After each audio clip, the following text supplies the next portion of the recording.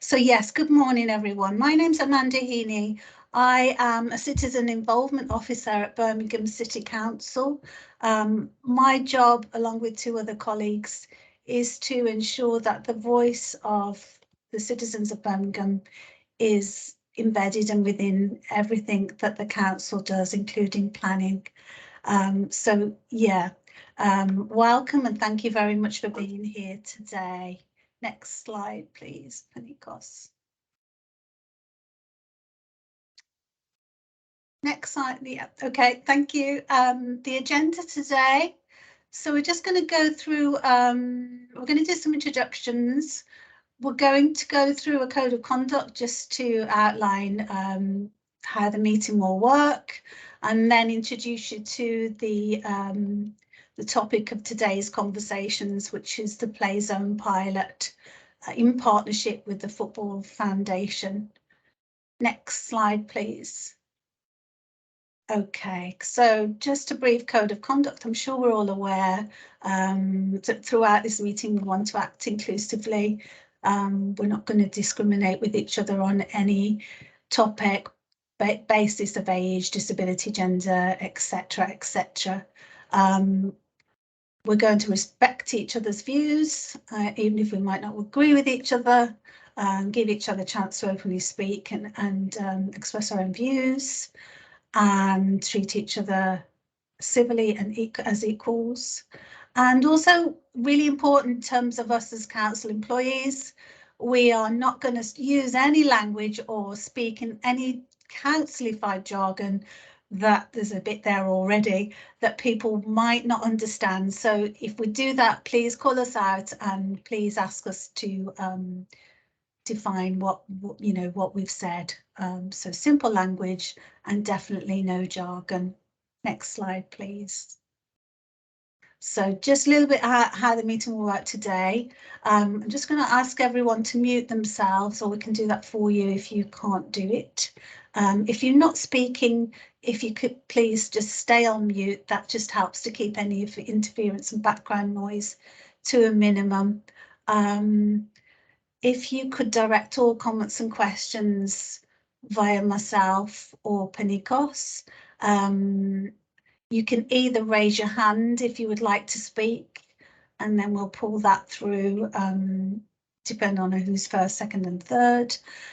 And you can use the chat, which is open at the side of your screen. Hopefully everyone on your particular device can see the chat. So really want this to be as interactive as possible. So please do put your hand up, come in to speak if you'd like to make a comment or ask a question, or if you would prefer to use the chat, we can pull those comments and questions through. Like I say, everything's going to be recorded or is being recorded, just so that the guys can look back and help to write their report and feedback at the end of this session. Just to mention, the car parking system is just something that we use in citizen involvement. So we are here to talk about play zones today. So we're not asking for things not to be brought up. If you want to say something, that's absolutely fine. If it's not relevant to today's topic, we might just use that car parking system, and I will get back in touch with you at the end of this session to have a separate conversation if something is raised today that's not part of this discussion, just to keep us on track. Next slide, please.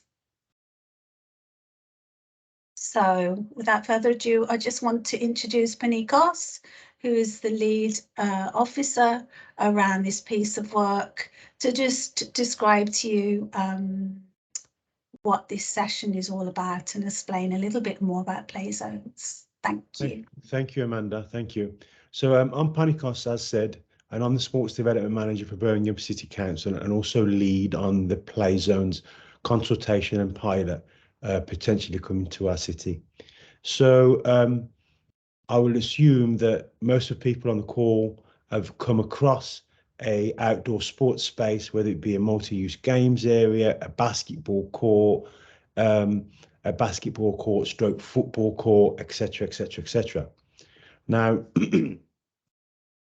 apologies if you already know this, but Football Foundation are the biggest sporting charity in the country and are sponsored and subsidised by the Premier League. And they want to invest in certain cities to revamp the idea of an outdoor sports space. So what they're calling play zones, that used to be called small-sided facilities, is basically just that. It's the idea of renovating outdoor sports spaces. Now, there's a considerable amount of investment across the country over a 10-year period, as you can see from point 2. But these outdoor spaces are supposedly designed to attract all. However, they are very, very, very keen that it serves the community. It's designed and managed by the community. And as in the phase that we're in at the moment in terms of consultation, the community voice is the lead on where these pilots should be, as opposed to other key stakeholders, ourselves, football organisations, etc., etc.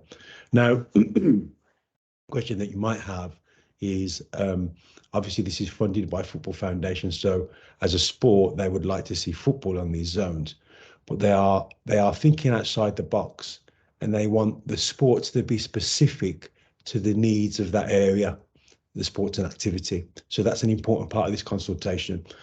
We have been in consultation period now for the last 2 months or so, and we will be consulting until the end of this month. You'll hear a bit more about that from our colleagues, James and Mark. Please, you know, the whole point of this whole consultation is that we hear your voice and we hear your comments. So that's what Play Zones is. Hopefully you get to understand a bit more about it as we move along. Okay, to move on, any questions at this point? Yes, Panicos, sorry, Danish Amrazia from Birmingham City Council Youth Service. Yeah, you're right. Just a quick one. You said that the consultation has been taking place over 2 months, or has it already started? The consultation has taken different phases, Dinesh. So basically, we've had a scoping phase of what the consultation should have and the components and the ingredients. And then we worked with community organisations, which will be introduced to you in a second, to do some online research and online surveys. And now, the last few weeks, they are now on the ground. So I'm assuming that you would have been contacted by James and Beat Freaks and so forth to start to gather that information. So yes, it has already started. Okay, thank you. Any other questions before we move on? No, there's no one with their hand up, Panicos. Okay, moving on. Next slide. Oh, Panicos, we've got Naeem. Naeem's, you've got your hand up, Naeem. Would you like to come in? Can you hear me? Yes, we can hear you fine. Go ahead. I see the kind of financial envelope that you have. Is there any indicative amount of money that's been allocated to Birmingham and the number of proposed sites? So do you have like a business case or a business plan? So the whole point of the consultation is to build that case for Birmingham, so we can prove the need. That's step one. In terms of a financial portfolio, Football Foundation are expecting Birmingham to also find some match funding. So depending on whatever match funding that we find, they will give 75% towards it. So for example, if the whole portfolio or the first phase pilot portfolio was $1 million, Football Foundation will give 750,000 and we would have to find 250,000. And that's the situation at the moment. I don't know if that answers your question. Naeem, does that answer your question? Yes, it does. Yeah. Yes, it does. Thank you. What would be great, Amanda, is when people introduce themselves, just to let us know what area you're from, because it's important that we understand, you know, the voice of different areas and wards, which you'll understand a bit more about on the next slide, why it's so important. Over to you, Mark. Thanks, Panicos, and hello, everybody. My name's Mark Jeffries. I'm the chair of an organisation called UCAN, which stands for United Community Activity Network. We're based at Alexander Stadium, and we've been running as a charity for about 10 years. We've been commissioned by the City Council to carry out the consultation for Area 1, and Area 1 includes, as you can see on the slide there, Perry Barr, Gravelly Hill, Handsworth, Aston and Lascelles. As Panicos mentioned, we've been starting to collect data, first of all scope and then start to collect data over the last few weeks. We've developed an online survey, and we've also engaged Handsworth Association of Schools to do some of the engagement with the community for us. A part of the Football Foundation consultation is it's really important that the voices of the community are heard, and therefore it's important that it's community organisations that are actually engaging with the community rather than the council or anybody else saying what is needed. It's really important that the community voice comes through, and hence we're also having this meeting today. Yeah, so as I say, we are involved in gathering the data for Area 1, and I'll now pass you on to the next slide, and James can introduce his area as well.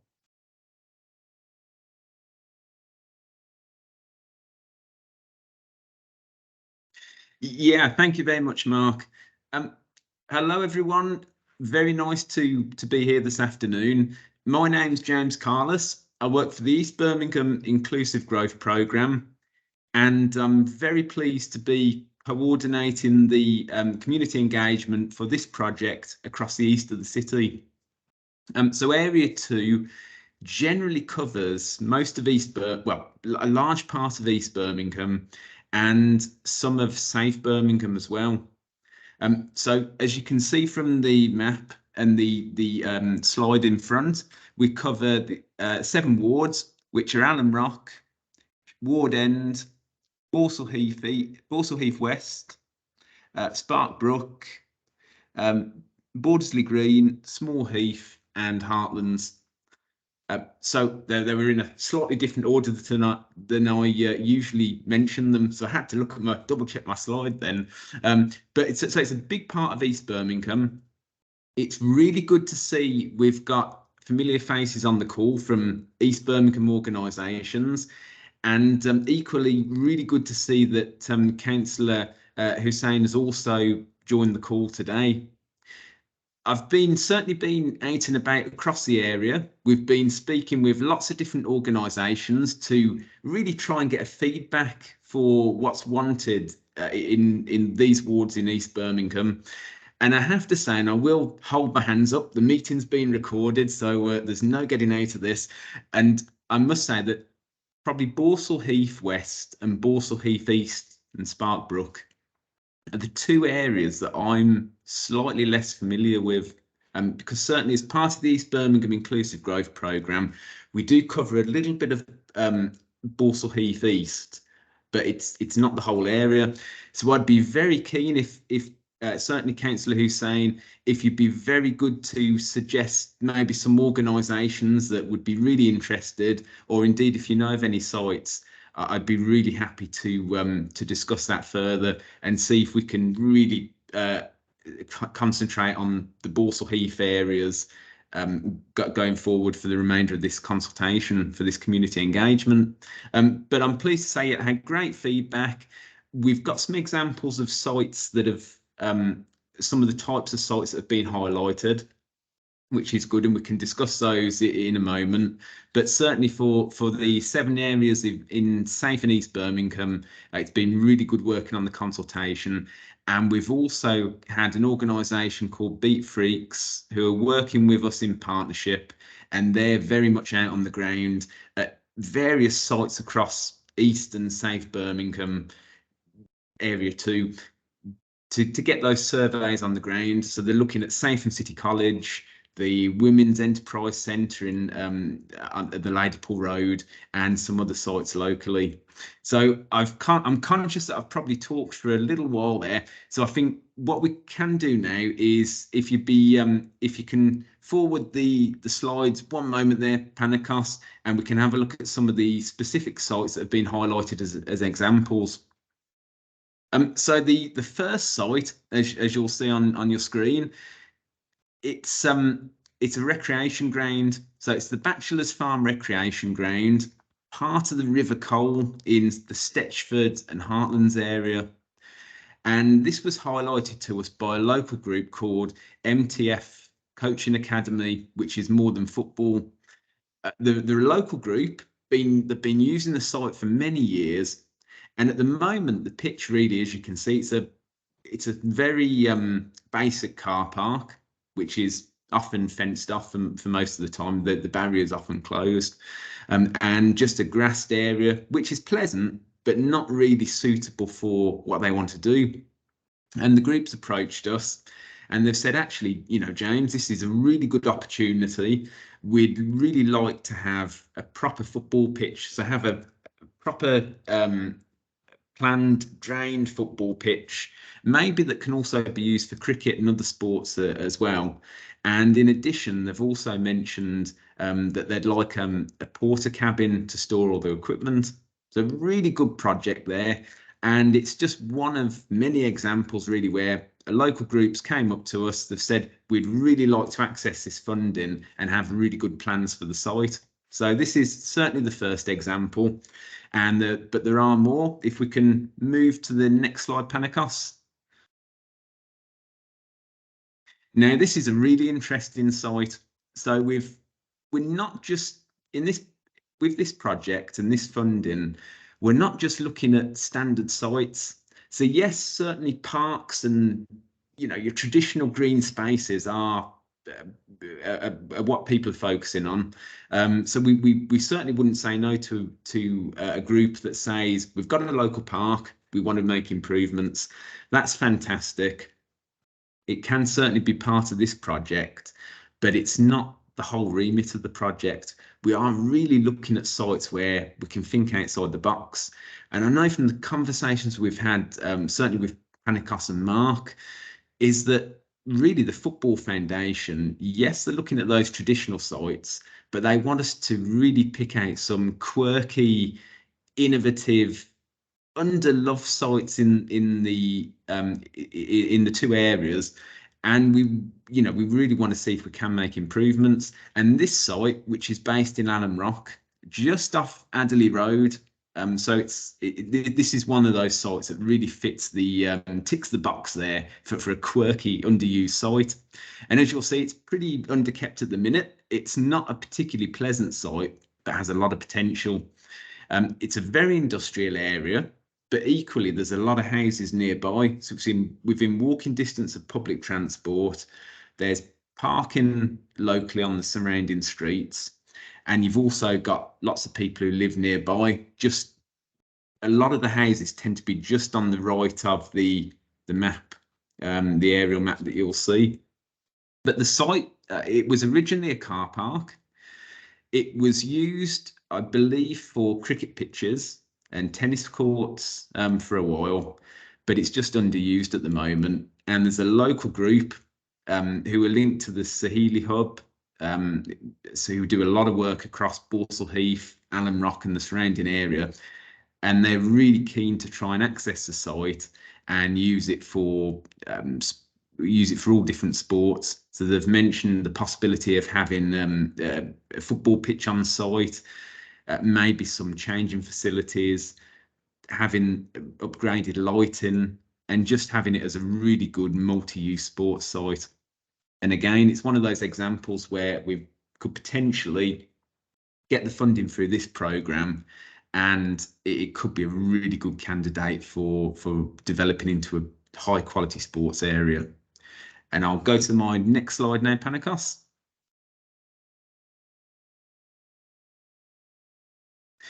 So again, we've got a couple of interesting sites. So Bordesley Green, I'm sure a lot of people on the call will know the Bordesley Green area.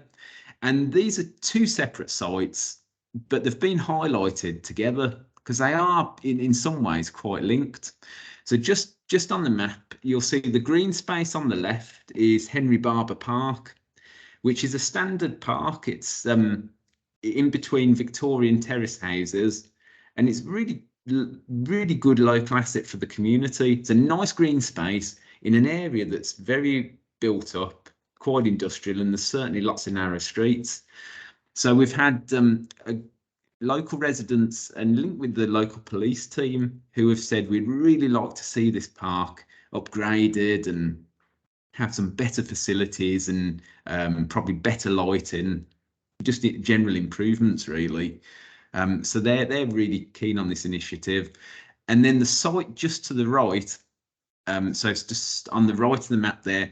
Again, this is one of those really quite quirky, outside the box type sites, and it's just an underused field that was originally part of a factory.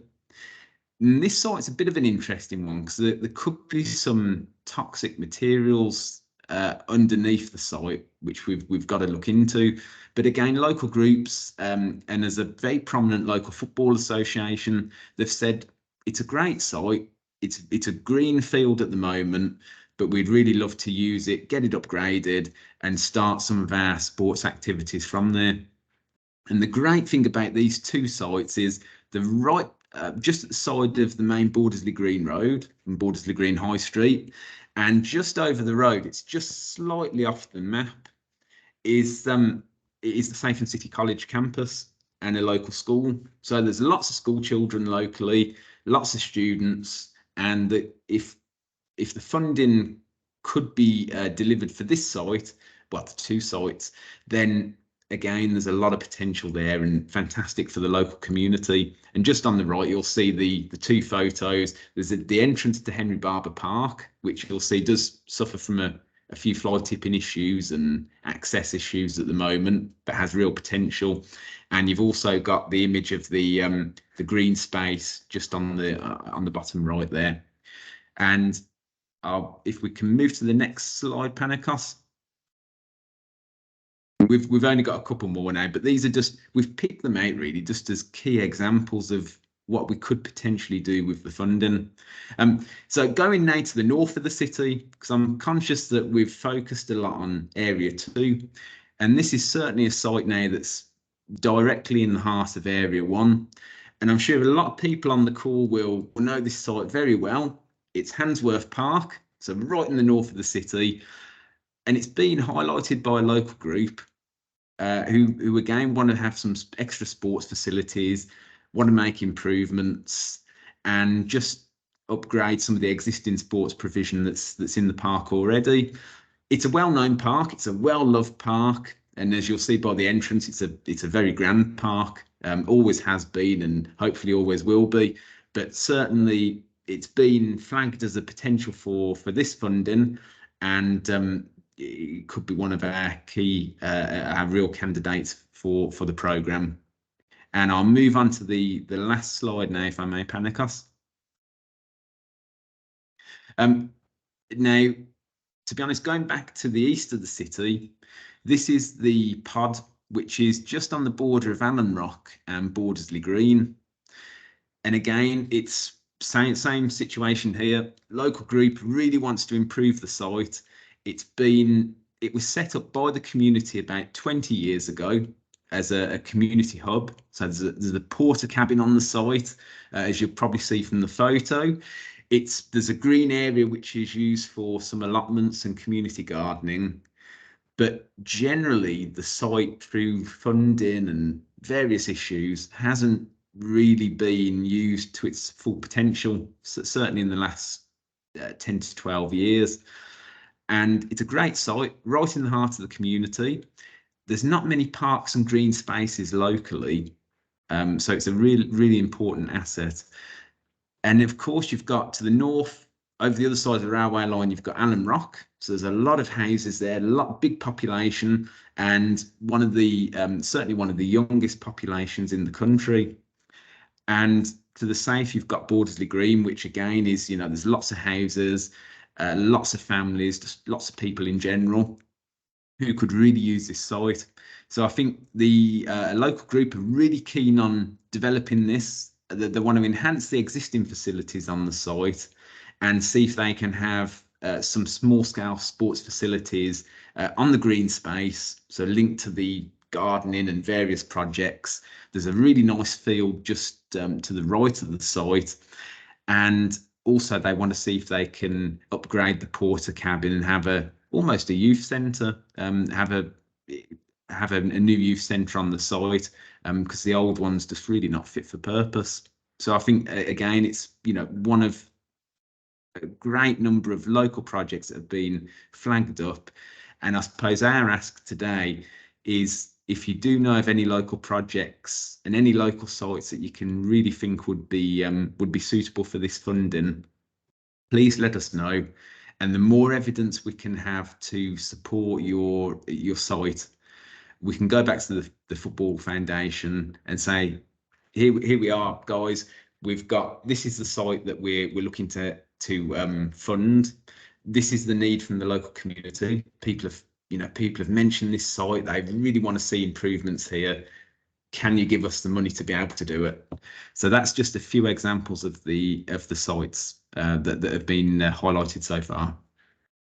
Right, the next part of the presentation. James, can we just pause for a moment? I just wanted to let you know on that pause that Councillor Hussain has offered, wants to get in touch with you to arrange a walkabout. So there's an offer there from Councillor Hussain, and we've got quite a few responses from Anita, Adil and AJR and Valerie in the chat, which we're going to come on to, guys, with your suggestions and questions. But sorry, James, we've just got a hand up. Can we just go to the hand up first? It's Shafak. We certainly can, and thank you for highlighting that, Amanda. Thank you. Shafak, would you like to come in? Hi there. Hi. Hi. I just wanted to add, we have a park that I thought would be on that list of mentions. It's Ackers Park in Sparkbrook, and I'm sorry. My name is Shafak, and I am a volunteer in Sparkbrook. So what I wanted to say was Ackers Park. It kind of meets everything that has been said so far about being quirky, underused, a lot of potential for a lot of things there, and it's very near to a huge, I think, residential area. It's right next to it. There's a lot of passing people that actually use it to go through to another part of it. We also have another organisation that is has just started being part of the park as well. It's called BYSA, and just yesterday we had a meeting where we spoke about I think setting up a friends group for the actual park itself. So we have lots of interest. The park itself, it's in dire state. It needs a lot of attention, and it has a lot of potential for a lot of the funding, for a lot of the funding criteria that you have put out. So we do have a lot of interest in the park as well, as in people want to get involved. So it's just been quite a lot of recent activities and a lot of networking that has been done recently, and there's a lot of interest and a lot of potential. So I would like to put that park forward for consideration for any kind of future funding or anything that you could do there, please. Certainly, without question. I'd be really happy to come and meet, because I know the park. It's part of the Ackers site, and it's really interesting because we're developing projects along the Coal Valley and the Lost World project, which links to the other side of the Ackers site. So yeah, absolutely, I'd be really pleased to come and discuss in the park, and if you'd be very kind to complete some surveys, and we can try and get as much feedback from the community as possible, then absolutely delighted to discuss that further. Can I just add to that? In terms of what James said, the more evidence we can get in terms of surveys and need in certain areas, the more likely it is that them areas can become part of the hit list, so to speak. So we need to prove that there's a community need and a community movement to develop a certain site. Sorry, Amanda, over to you. No, And that's just okay. if I Go ahead, may, just James. very quickly, Amanda, I must say that the list we just mentioned, we did go through the 5 sites there, but it's certainly not an exhaustive list. So it's just some key examples. There are many more projects that have been highlighted that we didn't put on the list. So it is just to say that it's that certainly this community engagement's not limited to those 5 sites. Thanks, James. Shafak, has that answered your question? Yeah, yes, it has, and I look forward to the meet as well, because we have 2 wonderful councillors that are doing a lot, and it will be great to have a walkabout. Plus, also, on just a quick note about the survey, I was just going through my emails because I just got added on yesterday. I don't have a survey. If it is possible to be sent out. Will it be popped in the chat, guys, maybe, so people could just pick it up from the chat? Please, thank you so much. No problem, Shafak. Thank you. Look forward to discussing further, Shafak. Can we Thank you so bring much. in Councillor Hussain? Yeah, thank you. Afternoon, everyone. Just for a reminder of James, I've just sent you an email and I've copied Amanda and Polly's into it to arrange a walkabout. And if everybody if it's Sparkbrook and Bursell Heath related, I don't have everybody's emails. I've got Shafak's, I've got names, I've got Imran's. I don't think I've got a few others. So if you want to put your email in the chat, and then I can add you the circulation group, and then whenever we can arrange a time, we'll do one quite soon, and we can arrange a walkabout. We can highlight all the issues that we may consider. And just to back Shafak up, sorry. The Ackers Park is also next door to an army reserve and also a secondary school, which is at Bolton. So you can just imagine the footfall that we're going to be having or accessing through that park. And then, like, obviously the Lost Hidden World, and there's a lot of ties the energy park and all the other stuff that's happening against with that. So and just Shafak's point is, if we can send a survey out, I can circulate out to some of the schools that I'm going to be going to. I'm going to Ark Bolton, which is next door to Ackers. I'm going there on Tuesday to talk to the youth to see what they want priorities. So if you want to send me to that, and adults on the group as well, so we can circulate to all the young people in Concord as well. Thank you. That would be fantastic, Councillor Hussain. To follow up on those questions, well, on those points, I'd be very happy to have a walk around the area and we can discuss anything. So we can certainly discuss the Play Zones project, and equally, I'm happy to discuss anything else as well, because the work, as you know, the work I do and the team I work in, we cover pretty much everything. So yeah, we can have a good walk around, and certainly I think Amanda, if we can share the survey with Councillor Hussain, then the more people that can complete. James, so everyone has access to it. It's great. in the chat. I think Mark's just popped super. it. Thank you, Mark. Just popped it in the Thank chat. you, Mark. Yeah, I mean that'd be super. And I hate to say this sometimes, because we're not just doing the community engagement tick boxes, because I really do hate that with a passion. But at the same time, the Football Foundation have said to us, the more surveys that are completed and the evidence that we can have, the more evidence we've got to put in the report, which myself, Mark and Panicos will write. And then we can send that to the Football Foundation and say, you know, here's the evidence, can we have the funding? So I think, yeah, the more surveys we can have, that would be excellent. Brilliant, thanks, James. So we have got another hand up. Just before we sort of start to talk about the questions, there's 5 questions which you want to explore today. Naeem, would you like to come in? You've got your hand up. Yeah, just one observation and a question. You mentioned you're part of the East Birmingham Inclusive Growth area, but majority of Sparkbrook, and I don't think any of Balsall Heath West is actually part of that. And my concerns is that there is a well-needed requirement within Sparkbrook. For the last 20 years, Lottery, Sports England, in Birmingham City Council have actually done a number of campaigns of putting capital investment in parks, open spaces. They always use the word community, community, community, but at the end of it, it's usually the council or Sports England make the decisions. And in hindsight, all the locations have been used are not really heavily utilized in poor, disadvantaged areas. And I really would like that kind of commitment that if the East Birmingham growth investment does actually commit into an area, because sports is a good facilitator, but we have to address the key disadvantage and inequalities that are facing areas. And I live in Sparkbrook, and you know the biggest quirk we have in our area is we're ranked 1 in the most deprived area in Birmingham. We have the highest youth concentration anywhere. We do not have facilities available for the local community, and we are always use the word tick box exercise.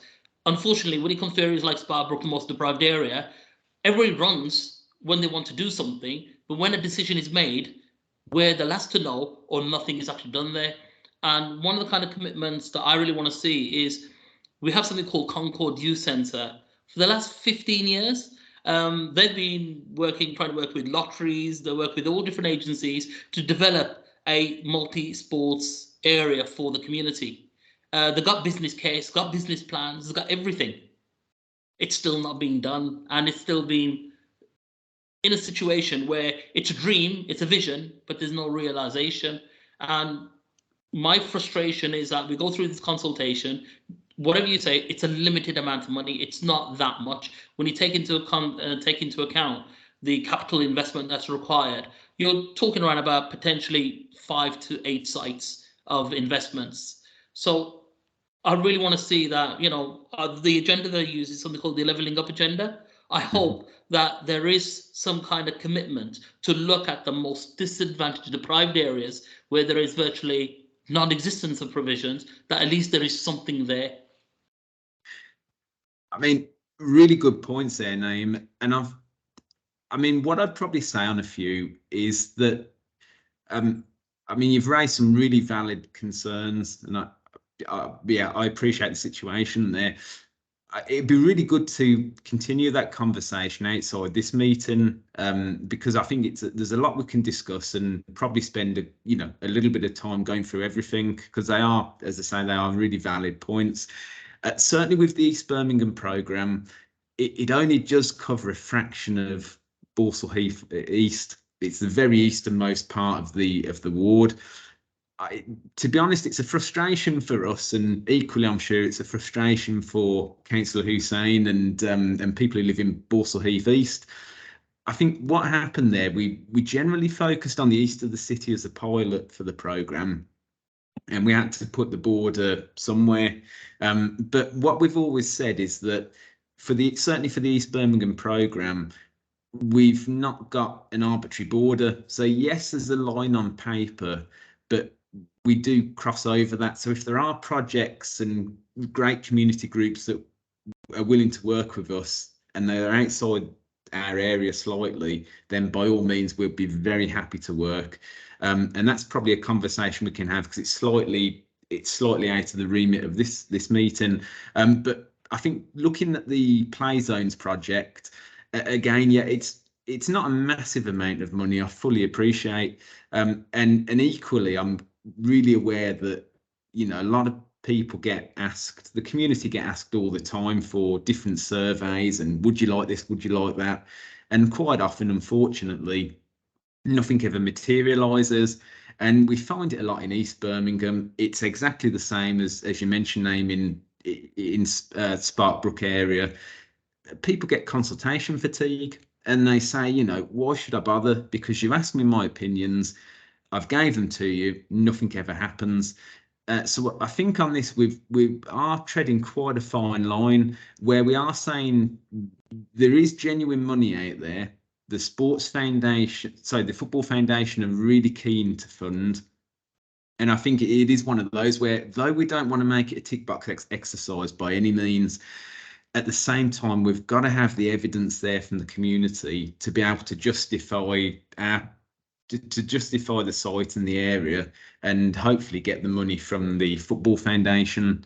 So it's a little bit of a compromise, I think, in that sense. But I do fully agree. I think we've got to be really careful, and we've got to be sensible and not raise people's hopes. So yes, give people the enthusiasm, give the community the enthusiasm to get the funding, but at the same time, not raise hopes and say, you know, this is a definite cert for the site. There is a potential there, but nothing's promised. But as I say, very happy to continue the conversation outside this meeting, if we may. Thank you, James. Naeem, is that a historic hand, or I'm just aware we've got 5 questions to go through? I just want to say thank you very much, and James, we will actually take that offer up. Brilliant. Be very pleased to. Thank you. Thank you. So on to our questions, really, guys, and there's quite a lot in the chat about those suggestions. So perhaps we should just move on to question 1, what currently exists in terms of outdoor sports spaces in your area? And there is some comments in the chat. Anita's, I don't know whether you want to come in, Anita. So you've said you work in Borsall Heath and you've got a large sports pitch that could be renovated. Whether you would like to come in and talk a little bit more about that. Anita, are you there? Yes, I'm here. Sorry, it just takes a while to unmute and think. Apologies. Yeah, I mean, I'm not sure how worthy we would be, because I understand, looking at the whole of the city, there's lots of areas that really could do with this. And it was just a comment really when you said you weren't sure what was in East Borsall Heath East. I mean, that's where we are, and so we've got like a large paved area, we call it a sports pitch, and there's 2 sort of basketball posts, and it does get used quite a lot out of hours by the local user and the community that come in, but the facilities on there aren't great, and I'm sure they would love to see it renovated and used. But the site it's part of St Paul's Community Development Trust, so it's not like an open park as such. But anyway, and we've got like a children's centre on site, and we do a play service, so it does get used by our play service in the school holidays in the daytime, and then at the weekends the site is open, so there are the community that probably would love to see it renovated. So just mentioning that, really. I mean, there are other areas within Borsall Heath East that, you know, I'm not sure whether we are quite well served as compared to other parts of the city. There's like a multi-use games area just around the corner and part of Pickwick Park. And then I know that on I can't remember the name of the road we just call it Borsall Heath Park. There's our other green spaces with parks in there. I mean, there's the Taunton Road, I think it is. There's one there that got really badly hit when we were hit by the tornado. I'm sure that area would love renovation, and it's very heavily used by the local community. So I think if Shabrana is willing to do a walk around, you'll see all of these areas. So, but anyway, that was all. Thank you. Well, thanks, Anita. Thanks, Anita. And yep, certainly be very happy to include on the walk around. And I'm guessing I mean, certainly on the specifics of the site, we can have a good look and discuss. It's not a site I'm familiar with, so I can't really say too much at the moment. But I think Panicos, I mean, it sounds like it could be a candidate. I think so, but I just want to go back to a point. I think, is it Naeem? Sorry, what was that? What point was that? I made quite a few. Sorry, yeah, just in terms of the amount of funding that's available. If you remember my first slide, the potential of this consultation is a phase 1 redevelopment, which will then lead to a phase 2 and perhaps a phase 3, because the Football Foundation are looking for a 10-year term. So they would want to analyse the impact of whatever's decided through consultation that goes through phase 1 of the first development, and then look to extend that impact and extend them facilities across the city. So that's just something I wanted to raise with everyone, just so that they know that there's potential more investment post the first phase. Sorry, can I have a supplementary question from that? Yeah, please do. So when you're talking about, say, areas like Sparbrook and Balsall Heath East, the deprivation is quite high. I think if you use the indices of multiple deprivation, even if you look at the capital assets held by Birmingham City Council, you can identify where all the outdoor sports spaces and equipment are. So if there's going to be some kind of intelligent, I think that's the word I'm trying to find, intelligent determination of where the best sites are. The community is an important component, but if you're going to involve stakeholders, isn't it really good to have like a local strategy to work out what's required, say something like Sparkbrook, and then from that strategy, then determine what are the best places to actually put investment? Because if we're using a competitive model, it's usually the best applications will be successful, but where the passionate communities that really want something, you find that they don't go there because they don't present a very strong case. I think you've got a very valid point there in terms of intelligence, and the intelligence has to be a cocktail of key stakeholders within an area, which includes the community, which includes a strategy for movement. And I think that the Football Foundation are thinking slightly outside their usual box of where they would want these facilities in. And I know, I mean, what James said before, in terms of consultation fatigue and going back to the community, and there's been in the past tick box exercises of community consultation, and then the community then see that their voice wasn't heard because that development hasn't happened. So I guess that I take all your points on board, and that's something that we're looking at as part of a holistic picture of how this will grow, and this is only the start. So thank you for your comments, and I think that perhaps we should pick up some of that offline. Yeah, can I just one point, because ironically we had a ward meeting yesterday in Sparkbrook. We have something called a ward plan, and that could be a methodology of actually identifying key locations, green spaces that can have some kind of investment. And with the ward plan, it actually gives a coterminus of different stakeholders to see how we can look at potential sites, working with the councillors, working with the council, but more importantly, trying to get community groups, informal groups and citizens to actually then participate to see what is important. So we then have a very strong case, argument, and actually a legal instrument that actually says this is what's being said and that's being endorsed. That's just an idea. Yeah, well, that idea is already in process. So basically, we're in link with the NDSU unit that does the ward plans and supports that with local councillors. So what we're trying to do is get this community consultation reports done, and then compare it and join it up with some of the ward planning, and then do further stakeholder engagement thereafter. So that is already on the radar, and the conversations are being had. So yeah, thank you for complimenting that, because that's something that I feel quite strongly about, because ward plans understand their ward inside out. Exactly. And have already done that type of consultation. They've already consulted community groups and have already had resident intel. So why reinvent the wheel when that exists? Brilliant. Thank you. Okay. James, did you want to talk any more about around question one? We've got lots in the chat giving ideas, suggestions around areas which you can pick up. Thanks, Amanda. Well, I mean, certainly can pick up any points about the areas. I mean, I'm happy to, if there's anything really specific you can think, Amanda, then by all means we can pick it up. I'm just conscious of the time, then we've got other questions to get through as well. So I think if it's okay with yourself, Amanda, I'm happy to pick anything up at the end as well. Yeah, that's a good suggestion, because question 2 sort of overlaps with a lot of what everybody's been saying, really, doesn't it? Been talking about what exists in your area and what could be renovated. And just looking at Valerie's comment in the chat around Perry Park, did you want to say anything more about that, Valerie?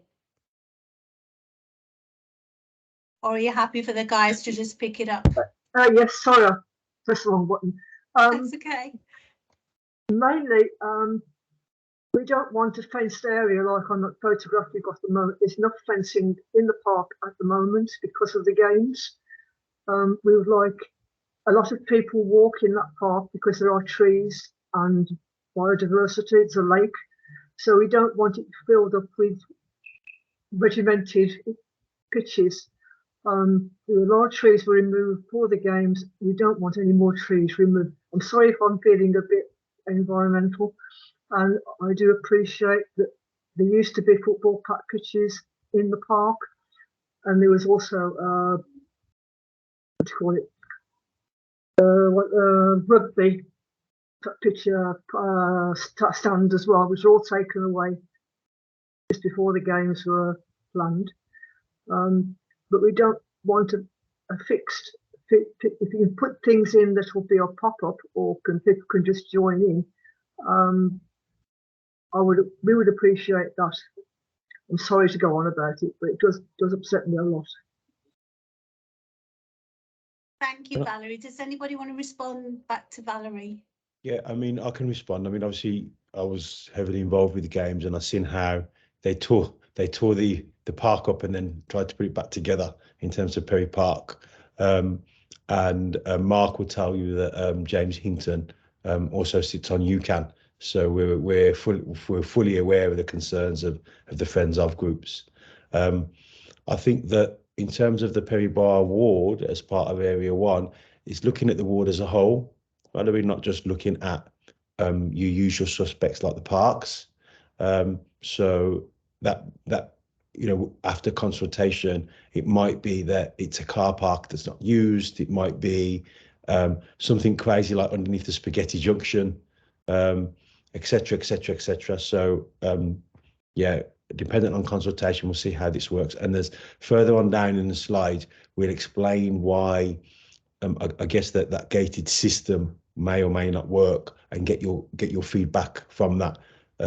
So it won't ruin it for you because it comes further on down the line. I might like to add that on the Aldridge Road, which is where I live, there's a piece of land that's up for sale. It belongs to the council. It's just been left as a tip. They used to put old paving slabs and things when they were doing the roads. It's there for sale. It's quite a large area. It's backs onto the park and the canal. So it might be something that you could look at if you really want to spend some money to put a sporting area there. Okay, fantastic. Thank you, Valerie. I'd be glad to pick both issues up with you. So I'll drop you an email later on. Okay, thank you. Thank you. So Adil, I can see your hand up. Did you want to come in? Because I don't think we've heard from you yet. Did you want to come in? Yes, thank you very much, guys. Good afternoon. Firstly, thank you, Naeem, for eloquently highlighting the plight of Concord Youth Centre. For many years, we've tried to transform this space at the back of Concord as a multi-use space for young people, the community, the school, the wider community. It's been a non-stop struggle. At the moment now, we've plighted with some structural stuff that's happened on the ground that requires some urgent attention. As what Naeem had mentioned, we've been trying at this for many years and been unsuccessful. I wanted to say that young people should be at the heart of decision making, really, especially when it comes to spaces that involve them. And we haven't heard from Beat Freaks, because Concord being one of the biggest providers of young people service in the area, that nobody's made any contact with us or connected with our young people or engaged with our online service or Instagram to be able to offer that wider consultation within the circles that we could offer. I'm surprised why anyone hasn't been in touch with us, but definitely, please, anybody is welcome to come and have a look and see the space. It doesn't take a lot of, it won't take a lot of resource to do that. The lights and infrastructure are already in place. The space is already in place. If you see, you'll be pleasantly surprised about the impact and the possibility of this space. So thank you, guys. So there's an offer there from Adil. So we've got some other hands up. Are they historic hands? or do people want to come in? So we've got Naeem, you've got your hand up still, and Adil still, you've got your hand up. Did you have anything further Sorry, to I add? forgot to switch it off. Sorry. No worries at all. Sorry, Adil? sorry, Amanda. I just think just on the point that was just made, James, if you can pick that up with Beat Freaks to get in contact and make sure that consultation spread out to that centre and to the team there that are there, and to get that young person's opinion. Yeah, certainly, Panikos. It's a really good point. I've never been to the Concord Centre myself, so I'd be interested to come and have a look. And yeah, we'll try and get Beat Freaks to come over. I think we've got there could be some scope in the community engagement for them to do that. So what I should do, Adil, is I shall have a bit of a conversation with Panikos and just see what we can arrange. And we'll yeah, if you're happy to help with that, that'd be fantastic. Perfect. We're happy to kind of create that particular consultation or young people's voice, so they can have a real voice in terms of what happens in their area and in the space, as well as what Councillor was saying earlier, you know, with the schools and the wider community as well. Okay. Just going back to the chat, Darnish, I don't think you've spoken yet. You just popped something in the chat about Ward End Park not being mentioned. Did you want to come in at all? Yeah, so Darnish Amraz, again, senior youth worker for the Naseby Youth Centre.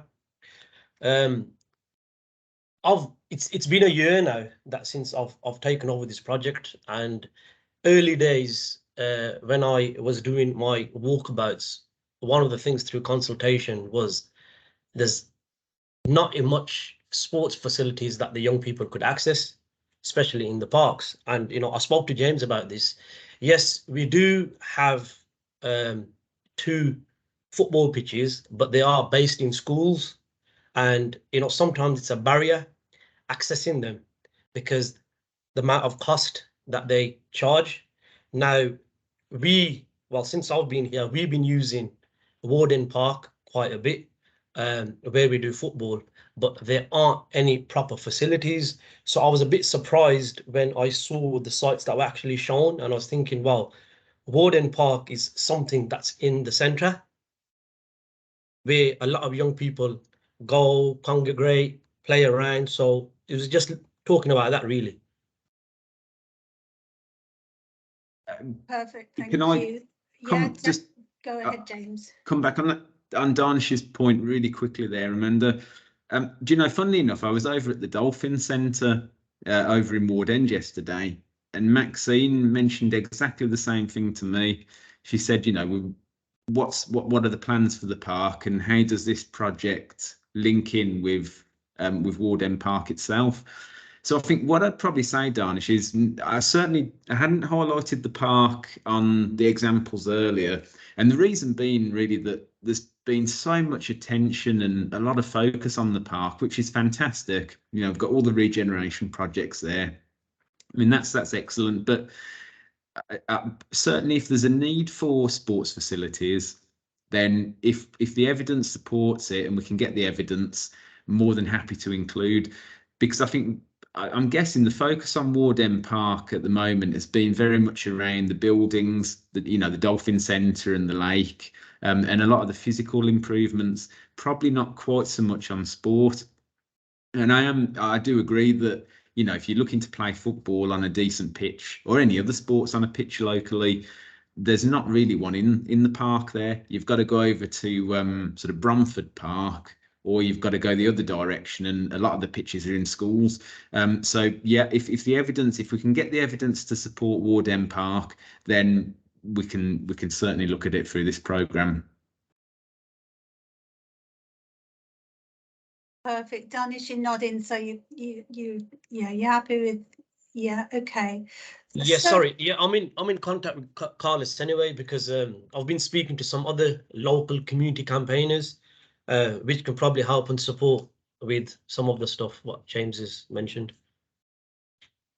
Perfect. Well, I'm just aware we've sort of been talking about questions 1, 2, and 3 together guys. I don't know whether you agree. Does anybody have anything further they want to add around what exists in your area, what could be renovated, why it might be important? Anybody got anything else they would like to raise and add around that? Otherwise, we could move on to ask Panicos to sort of describe a little bit more about smart access. Okay, take that as everyone's happy to move on then, Panicos. Thank you, Amanda.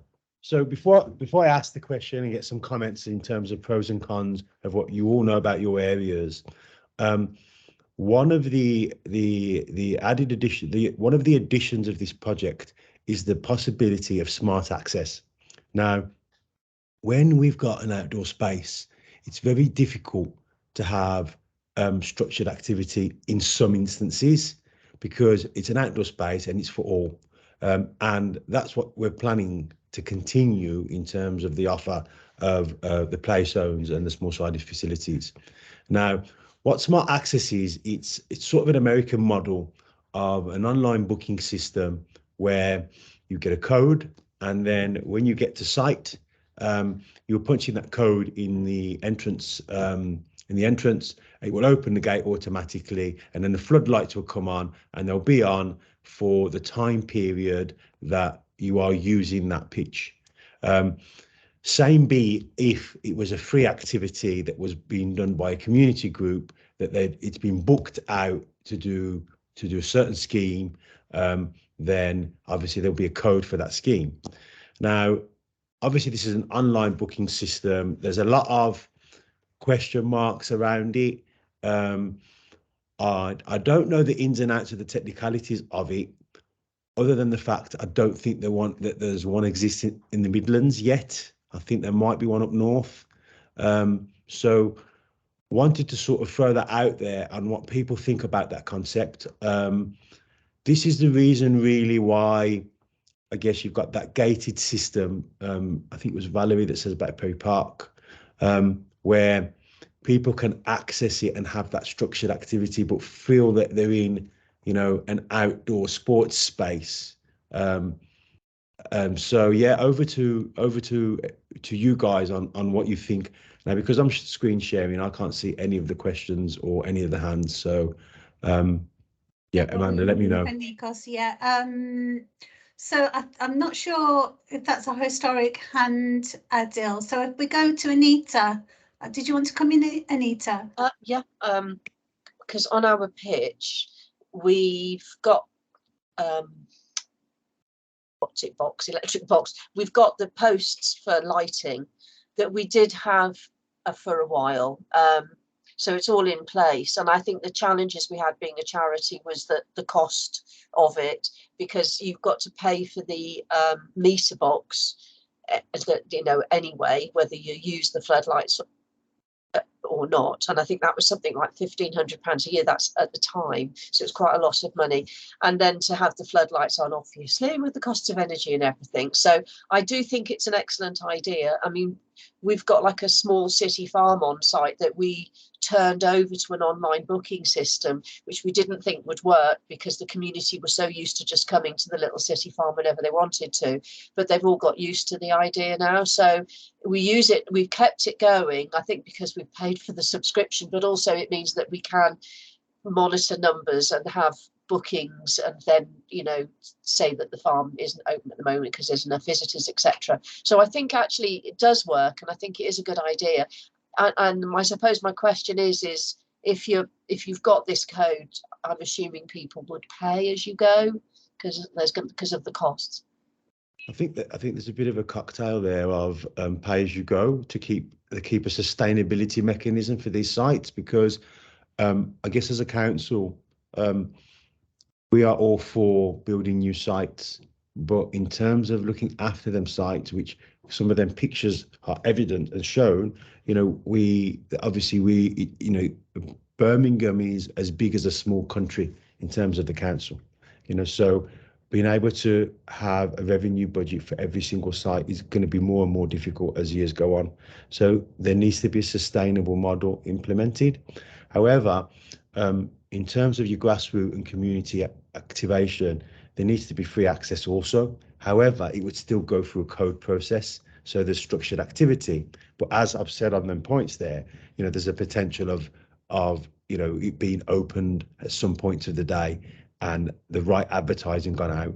Now, all this is, you know, question marks at the moment, and that's why we're consulting people like yourselves to see what you think about this, you know, this potential system. Anita, did you want to come back, or are you happy?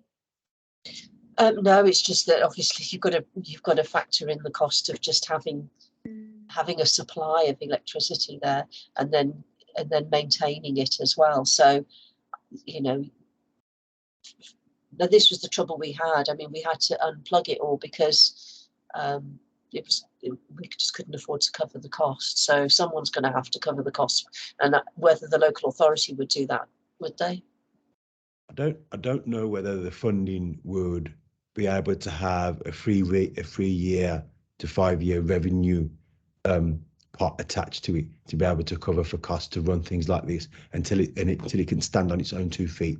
I think the idea around this is that the paying customers would cover for the people that will use it for free. Hence, you'd be able to have the lights on when you needed the lights on, and it would be an affordable mechanism.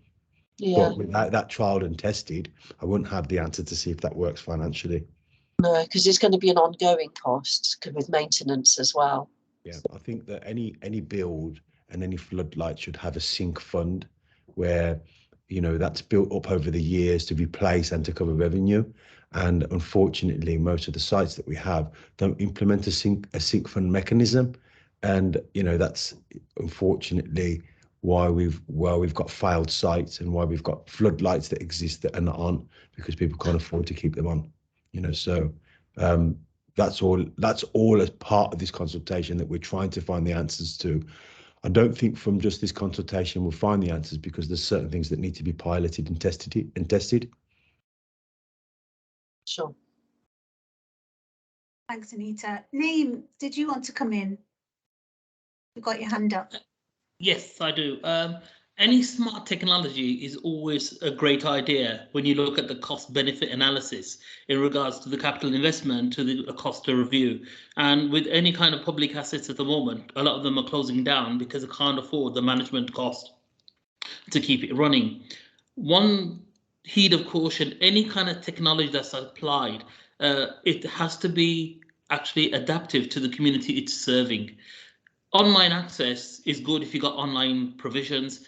Working within disadvantaged areas, they may not have access to online provision, and you may have universal codes, but there has to be a hybrid model. And what I mean by hybrid is that at some points there'll be heavy usage for that particular center. These kind of models usually work if a place is not being utilized as much as others. So if you are going to use a smart access technology, it has to be somehow demonstrated, tested, and actually seeing that it's viable within the place that you're actually operating it with. The reason I know quite a lot about smart access because I've done a lot of work in regards to cost benefit analysis in regards to using automated systems, and the costs are usually high at the beginning, but over time they usually use 5-year, 10-year cycles. Then the benefits usually come back on that return on the investment. But overall, it is a good idea. You need to try innovative, different schema to look at reducing costs. But you really need to take into account that in certain areas, people are not IT literate. They might not have access to mobile or data communications, and they could be then excluded. And that's one thing we do not want. I think that the barriers definitely that you've mentioned need to be taken into consideration. I would assume that after the first pilot and the initial investment and development, some sites would potentially be selected as pilot sites for smart access, and see how that runs. Because, like I said to the lady before, all these need to be trialed and tested just to see where they're going. And I'm a big believer on an evaluation cycle. So you can come up with a mechanism that works and analyze like this, for example, the smart access, and find out what the community find in terms of pros and cons, Yeah. and then try and then amend them pros and cons. But then while you amend them, you still need to go back and reevaluate to see if you've actually met that, you know, you met that need, and address some of them barriers. You know, we understand, you know, putting in a site in a deprived area with newly arrived communities, English as a second language, no access to internet. These are all barriers that potentially be faced. Not sure if, you know, there's an extension to that smart access where it could be done on site, but then you've got vandalism to deal with, you know, so there's a lot of barriers that exist, but I think, like you said, it needs to be piloted.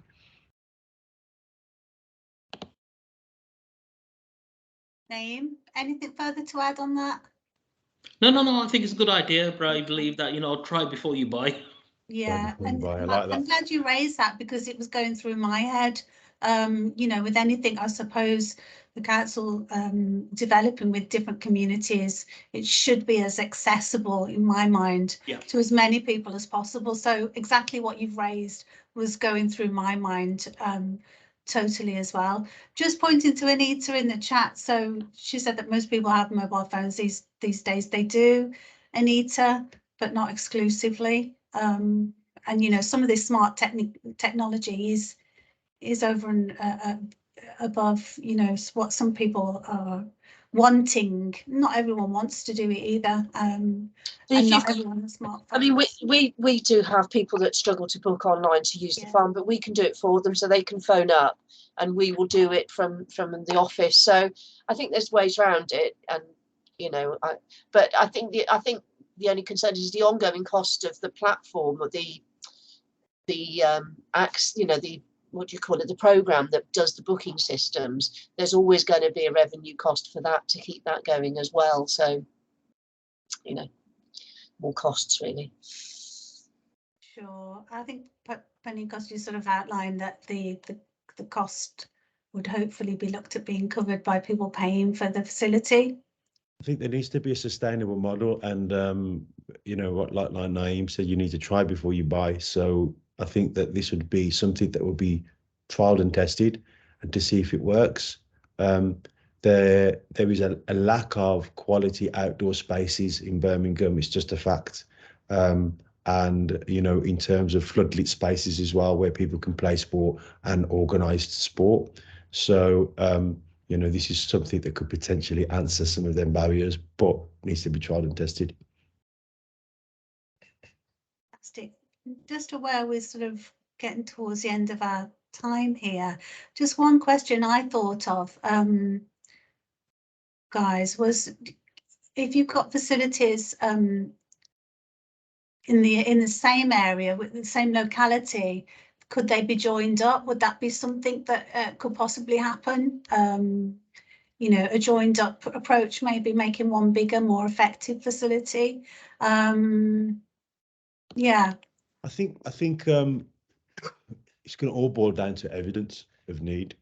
And I think that where there is, I mean, there was an example that James used where there was two facilities that are close to each other. I think that if there's evidence of need, if there was a development within one of the two, then there's no real reason why the argument can't be had that in phase 2 there's a second development of the adjacent space, and then you know, there's more structured activity that joins between the two. So I guess I haven't really answered your question, but I think the answer's there's no to anything basically, as long as the evidence is there. Panicos. Naeem, did you want to come back in? No, yeah, just one question. This is more of a strategic question. Birmingham actually provides outdoor provisions through its call it leisure services provision, and in most cases, it's usually out of the cost of many people in the local community. Would there be any kind of considerations of actually looking at how you can actually enhance existing capital locations, so therefore you can reduce the cost, therefore allowing members of the public from poor areas, you know, using some means tested model to actually access those particular facilities? The reason is, why spend millions of building one if there's already one available that's not being utilized. So for an example, I'm just using arbitrary. Small Heath has outdoor spaces. I don't know how much they're being utilized, but they're very expensive, and I know a lot of people can't afford it. So one of the elements that need to be considered is the cost, and is there a strategy to actually make it inclusive for all citizens of Birmingham to have access to outdoor facilities? Because where we live today, I would actually say majority of poor, disadvantaged citizens do not have access to any play, even though there may be play facilities available, but they can't reach it. Panicos, that's more to you.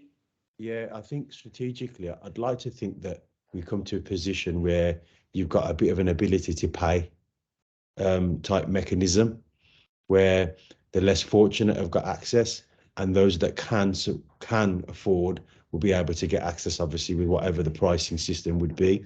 I agree with you. It's a delicate subject, because you don't want to price the local community out by building them an asset to that you would call an outdoor sports space for all, and then applying a price barrier and them not being able to access it.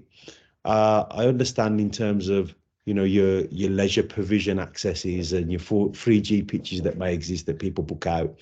But I think this is slightly different to your normal sports booking program, where I did some work in Sweden and Finland, and they've got a really high percentage of sports participation. And the reason it is they've got a high percentage is sports accessed by all and for free. So it's everywhere. You know, you can access all sorts of types of sports, and that's why people just play sports. So they do not have a barrier to access. So I would like to think that that's addressed. And I think that's more of a strategic question, which I don't have the answers to, but I think that needs to be definitely taken into consideration, because you don't want a dormant asset. Yeah. Yeah, I agree. Okay, Councillor Hussain, would you like to come in?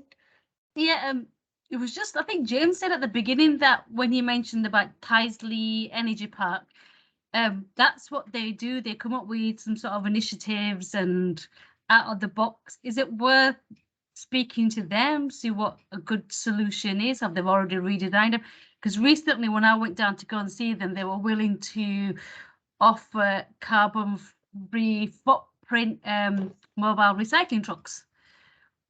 So they're willing to think outside the box and give it a trial run to BCC. So I don't know if they've come up with something like this.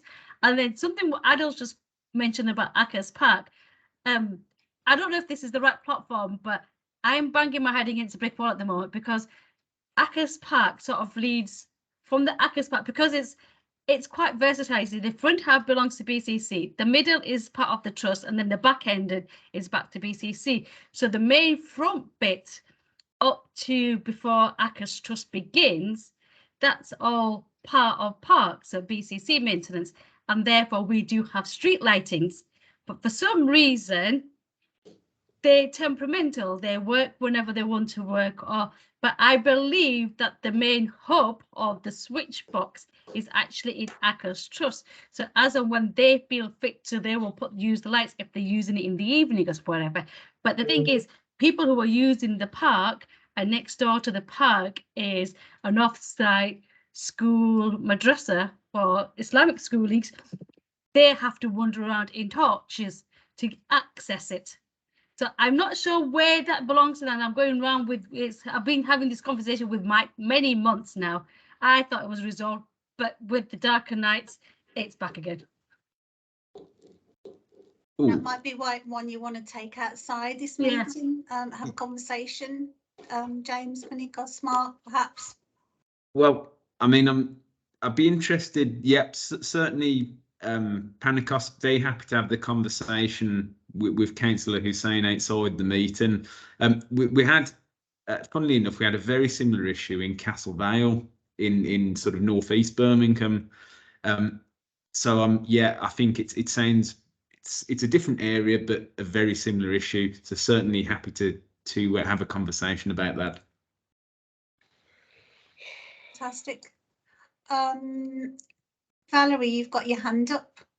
Would you like to come in? Yeah, okay.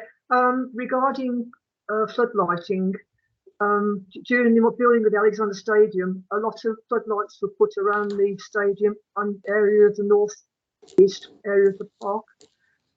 Residents who live on Kirby Road, which is at the back of the stadium, have complained that those lights are being left on all night, even though the games are no longer in use and there's nobody in the park. I think as for floodlit events, it should be important that the lighting is not directed towards the houses or in some way it's baffled, so it only goes on the pitch and they go off at the time that the game finishes, if that's possible. Thanks, Valerie. Again, probably one that you need to have a separate conversation, guys, maybe. I think it's important that you know, floodlights are sensitive to the people that live within the area. I take your point, Valerie, in terms of Alexander Stadium, because I have driven when I'm coming back from meetings in other cities, and I'm driving on the motorway, and it's like 11 o'clock at night, and Alexander Stadium floodlights are on. So yeah, that's something that I think the residents need to create a voice for. So the people who've got the power to switch off need to switch that off. Yeah, we have actually. They've gone on to the stadium people, and they apparently don't know anything about it and don't know why they're on. They're on time switches, but are not working. But I will pass it on to the people involved.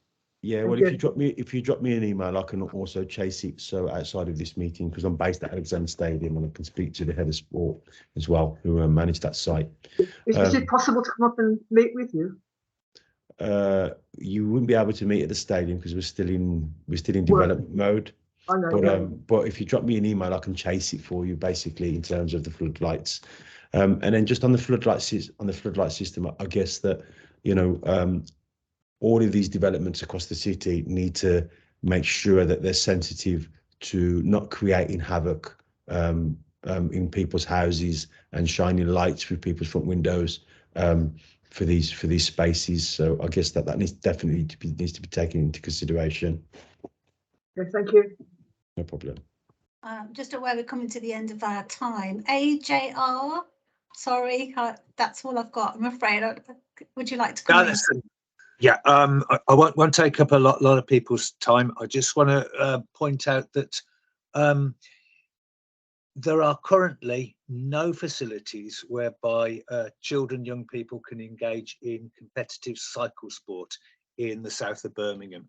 And if people are interested in developing that as part of their bid, I've put my contact details in the chat. Thank you. Thank you. I just want to invite anyone that's not spoken, if just the opportunity to come in if you wanted to speak. If you haven't spoken, please do come in. Who's that? Christian, do you want to come in? Hey guys, I'm Christian. Hi. I met Panicos before. I'm from British Cycling. So the project that I'm doing, that Panicos is aware of, we will be using like a lot of the multi places that's been mentioned. I just wanted to point out, like, these places are incredible for like the community, and to develop them in any sort of communities is great. And to be multi-use as well for any sport. Like, obviously I'm from cycling, we can use these areas as well, which is great, to do our delivery of cycling with the kids in the community. There's a place that's opened recently in Evesham with Evesham Football Club. I don't know if you know about it. They've obviously got all their pitches and 4G pitches and multi-use areas, but they've also got a cycling track and a BMX pump track as well on the side of that project as well. So that's something you could check out to see if there was one area that could cater for multiple of sports. And it's really affordable as well, I think, for the community. And they do loads of activities around the community. It's only just opened. But yeah, check that out. That's a real good for you guys to see a project that looks really well for multiple sports. Thank you, Christian. Anything to add on that, guys? Thanks, Christian. In terms of sports, just so that we're clear how we're playing this consultation, we want to try and make the sports bespoke to what the area wants in terms of sports. So if cycling, for example, is something popular that's coming out through the consultation, that's something that we'll work with British Cycling with to try and develop on these sites. If volleyball is coming out as part of that consultation, then we will marry up volleyball, because traditionally multi-use games areas are plodded in areas and they have your traditional basketball and football access. So we are trying to think outside of the box, as so is Football Foundation, in terms of what sports would be able to be accommodated on site and or activity.